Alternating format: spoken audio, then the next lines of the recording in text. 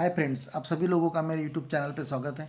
आज हम आपको स्पेशली मिक्स क्रॉप जो अपना पपई का जो है गावा के फार्मिंग के साथ में, तो गावा के फार्मिंग के साथ में मिक्स क्रॉप करके हम पपैया का क्रॉप आपको बताएंगे। क्योंकि दो जो बेड है गावा के, जिसके दो बेड के बीच का डिस्टेंस 10 फीट का है, उसके बीच में 5 फीट पे आपको बीज का बेड बनाना है। और अगर से बीज का बेड अगर से आपने बनाया तो उस पर आप पपीता का क्रॉप हर 5 फीट के डिस्टेंस पे आप पपीता का रोपण कर सकते हैं। तो दोस्तों, यह हो गया इंटर टॉप, लेकिन आज स्पेशली हम आपको जो जानकारी देना चाहेंगे कि भाई यहाँ देखिएगा, जो हमने एक पेड़ छोड़ दिया था इसका गावा का, उसकी छटिंग नहीं की थी, तो इसमें हमने देखिएगा फ्रूट लग गया था। जब इसकी बाकी पेड़ों की छटिंग कर दी थी तो इसमें अभी फ्रूट ये जो कि नवंबर एंड में समाप्त हो गए थे फ्रूट्स, लेकिन एक पेड़ को ऐसे ही रख दिया तो इसमें ऐसी गावा लगी है।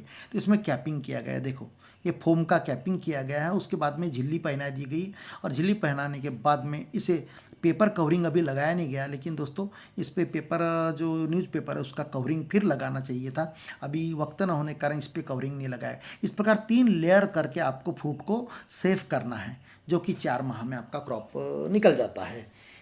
तो दोस्तों, आज स्पेशली हम पपैया के बारे में बताना चाहेंगे। तो पपई का जो पेड़ है दोस्तों, तो यहाँ पपई जो है अति उष्ण फल है और उन्हाले में इसकी डिमांड बहुत कम रहती है। लेकिन जो शीत ऋतु रहता है, ठंडी का मौसम रहता है, इसमें इसकी डिमांड बहुत ज़्यादा रहती है। क्योंकि यहाँ मुस्लिमों का रमज़ान महीना शुरू रहता है और इसमें उनको फ्रूट्स की आवश्यकता रहती है। इसलिए इस मौसम में आप अगर से थोक में भी होलसेल मार्केट में भी अगर से दुकानदार को बेचे तो 10 से 12 रुपये इसका रेट मिल जाता है। और इसका एक एकड़ में खर्चे 60 से 70 हज़ार रुपया, और इसका उत्पन्न 1 एकड़ में जैसे है 35 से 40 टन मिल जाता है। तो दोस्तों, लगभग 1 एकड़ में इसका 2 से 3 लाख रुपए का प्रॉफिट मिल जाता है।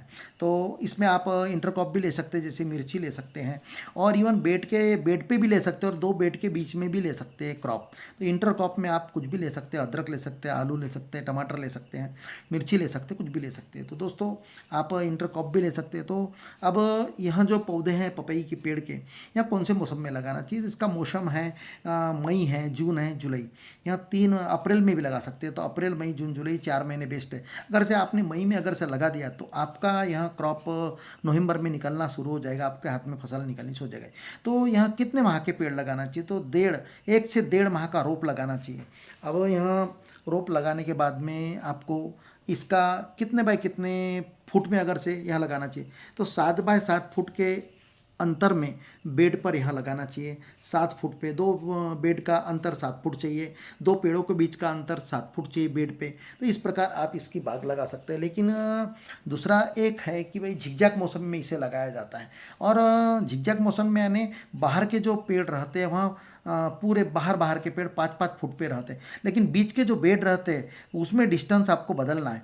हर बेड पे आपको 9 फीट के डिस्टेंस पे लगाना है। लेकिन जब आप एक बेड पे 9 फीट के डिस्टेंस पे लगाओगे पेड़, तो दूसरे बेड पे आपको चेंज करनी पड़ेगी पोजीशन। आपको पहला पेड़ 5 फुट के बाद में लगाना है, और उसके बाद में 9-9 फीट पे आपको लगाना है। तो इस प्रकार को झिकझैक मौसम में आपको यहाँ पर, तो दोस्तों यह पेड़ लगाने का एक तरीका होता है। पपैया का पेड़ लगभग आपको उत्तर दक्षिण लगाना है, उत्तर दक्षिण टेढ़ा करके 45 डिग्री एंगल में, 45 डिग्री एंगल में उत्तर दक्षिण करके आपको टेढ़ा करके लगाना है, या 1 से 1.5 माह का रोपा। अब इससे क्या होगा कि अब जब वो ऑटोमेटिक खड़ा हो जाएगा सीधा होने के लिए उसे, लेकिन जब ऐसा लगाते हैं आपका पौधा मोटा होता है और हाइट कम होती है, ख्याल में रखिएगा, और फुटिंग भी बहुत अच्छी लगती है। इसका कारण है ऑटोमेटिकली बाद में वो सीधा हो जाता है, लेकिन उसका जो तना है मोटा होता है, और आपको 3 माह बाद में फ्लावरिंग इसका स्टार्ट हो जाता है। 3 माह के बाद में आपको जैसे फ्लावरिंग स्टार्ट हो गया तो 4 माह के बाद में, फ्लावरिंग के 4 माह के बाद में आपकी मैच्योरिटी आ जाती है। अब इसकी मैच्योरिटी पहचानना कैसे? तो इसकी मैच्योरिटी पहचानने का तरीका होता है, इसमें जब काश्तकार जब ये फसलें बेचता है तो इसके लिए जब मार्केट से जो बंदे जो आते हैं खरीदने, वो 1 पट्टा, 2 पट्टा, 3 पट्टा, 4 पट्टा इस प्रकार की बातें करते हो। तो ये एक पट्टा क्या है, तो पपीता में खड़ी ही वेन्स रहती है, तो खड़ी पकते हुए आती पपीता। अगर से एक पट्टी पकी है, समझ लेना वहाँ एक पट्टे का क्रॉप है। समझो पपीता पे 2 पीली पट्टियाँ दिख रही तो वहाँ 2 पट्टा हो गया। पपीता पे 3 पट्टियाँ अगर से दिखती है आपको स्केल जैसी, तो समझ लेना आपको वहाँ 3 पट्टा है। तो दोस्तों एक पट्टे का माल अगर से काश्तकार के पास में व्यापारी ले जाता है तो वहाँ उतना मीठा स्वाद नहीं देता, लेकिन 2 पट्टे का माल अगर से मार्केट में अगर से आता है तो वहाँ 2 पट्टे 3 पट्टे का, लेकिन जनरली काश्तकार एक पट्टे का ही माल बिकता है। क्योंकि वो एक पट्टे का माल अगर से बेचता है तो वहाँ टिकाऊ होता है और ज़्यादा दिन टिकता है, लेकिन अगर से 3 पट्टे और 4 पट्टे का माल अगर से मार्केट में काश्तकार बेचे तो वहाँ ज़्यादा दिन तक टिकेगा नहीं और वो जल्दी पक जाएगा। तो इस प्रकार यहाँ पट्टा जो आपको मैं बता चुका हूँ क्या होता है पट्टा। तो जनरली काश्तकार एक पट्टा 2 पट्टे का माल निकाल के बेच देता है। जैसे पपया एक लाइन पपीता की एक लाइन अगर से पकी हुई दिखती है ऐसी रे या एक स्केल टाइप का भाग, तो वहीं एक पट्टा है। 2 जगह से अगर से लाइन खड़ी पकी हुई दिख रही है समझो स्केल टाइप की, तो वह 2 पट्टा है। इस प्रकार के पट्टे गिने जाते हैं। तो एक पट्टा और 2 पट्टा पे माल बेचना काश्तकार शुरू कर देता है। तो दोस्तों मैं इसके बारे में बता चुका हूँ आपकी फसल। तो अब इसकी क्वालिटीज़, इसकी बहुत सारी क्वालिटीज़ है। हम जैसे रेड लेडी ताइवान 786 पपीता है, तो इसका पहला क्रॉप मैं बता चुका हूँ, लगाने के 10 से 12 माह के अंदर में यह आ जाता है और यह एक झाड़ 60 से 200 फल तक देता है। और एक फल का वजन जो होता है वह 1.5 से 2 किलो होता है, लेकिन देसी पपई में 3 से 4 किलो तक का वजन होता है, लेकिन हाइब्रिड में भी 3 से 4 किलो होता है, ऐसा नहीं है। अब रोग, इस पर कौन कौन से रोग लगते हैं, तो इसमें पायकुंज है जिसे खोड़ सड़ना कहते हैं, तो स्टेम सड़ता है। तो इसकी खासियत है इसे ज़्यादा से ज़्यादा पानी स्टेम के पास ना दे, और आपको पानी देना भी है तो स्टेम से दूर दे, और टिबक सिंचन से देते हैं तो बहुत ही बेस्ट है। और इसका जो है टिबक सिंचन से तो ज़्यादा पानी अगर से पेड़ के पास रहे तो सड़ने लग जाता है, तो इसे मर, करपा, भूरी और ये जो वायरस है यह लगता है। तो अब सूत्रकृमि जो रहता है इसके कंट्रोल के लिए आपको रासायनिक उपाय करना है। तो प्रति हेक्टर आपको 3 क्विंटल इथिलीन डाइब्रोमाइड करके आता है, वह ज़मीन में मिक्स करके देना है मिट्टी में। या जो पेड़ रहता है, पेड़ के आसपास आपको 20 ग्राम फ्यूराडॉन मिलाना है ज़मीन में। और निम्बोड़ी जो है, नीम की करंज है, एरंडी की पेंड है, खली जो है, ये ज़मीन में आपको मिक्स करना है।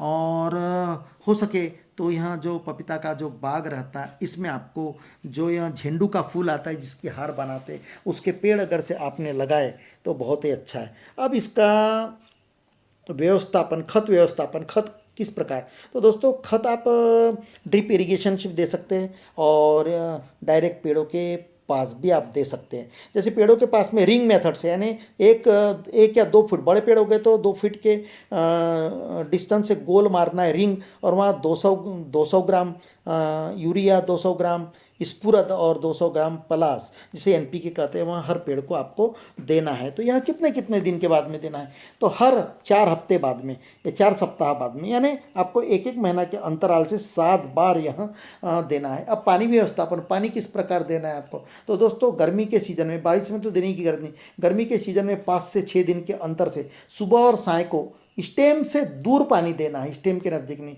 और इसे 25 से 38 डिग्री सेल्सियस पे यहाँ अच्छा हो जाता है, यहाँ क्रॉप यानी सहन करने की क्षमता रहती है इसे टेम्परेचर। अब इसकी प्रजातियाँ हम बताना चाहते हैं, तो इसकी प्रजातियाँ ताइवान पपई है, तो यहाँ 1, 2, 3, 4 इस प्रकार है। पूसा है, डॉर्फ, पूसा डॉर्फ है, पूसा नर्रा है, और इस प्रकार पपेन भी निकालते हैं। पपेन के लिए को6 और पूसा मेडोसी यहाँ है। तो यह VNR का भी पपया है। अब मैं आपको एक बताना चाहूँगा कि इसे मैं बता चुका हूँ कि जब पेड़ लगाते हैं तो उत्तर दक्षिण दिशा में टेढ़ा करके आपको 45 डिग्री में पेड़ को लगाना है, उसका कारण भी बता चुका हूँ मैं। और इसके बाद में जो यह पपीता है तो इसका जो फ्रूट है, लगभग एक पेड़ आपको लगभग 60 से 200 फल दे देता है। तो दोस्तों यहाँ पपीता का जो फसल है, यहाँ बहुत फायदेशीर है। अगर से इसकी खेती की जाए तो आप इंटरक्रॉप अगर से लेते हैं तो लगभग 1 एकड़ से पपीता का 2 से 3 लाख रुपए, और मिर्ची टमाटर वगैरह लगाते हैं तो इसका भी 2 से 3 लाख रुपए, लगभग आपको 1 साल में 5 से 6 लाख का आपको क्रॉप मिलेगा। और इसके बावजूद अगर से 2 लाख रुपए आपने खर्च निकाल भी लिया तो आपके हाथ में लगभग 4 लाख रुपए पर एकड़ इसका आपको क्रॉप मिलेगा। लेकिन दोस्तों इस पे कुछ ऐसे डिजीज आते हैं जो कंट्रोलेबल नहीं है। तो ऐसे पेड़ों का अगर डिजीज लग गया कंट्रोलेबल नहीं है तो उस पेड़ को उखाड़ के ज़मीन में आप गड़ा दीजिए, ताकि हाँ। और दूसरी चीज़ आपको बताना चाहूँगा, यहाँ क्रॉप कोई भी क्रॉप हो रिपीट नहीं करने का। अगर पपीता एक बार ख़त्म हो गई उसके बाद डबल पपीता वहाँ लगाने का नहीं, फसल चेंज करने का। Thank you.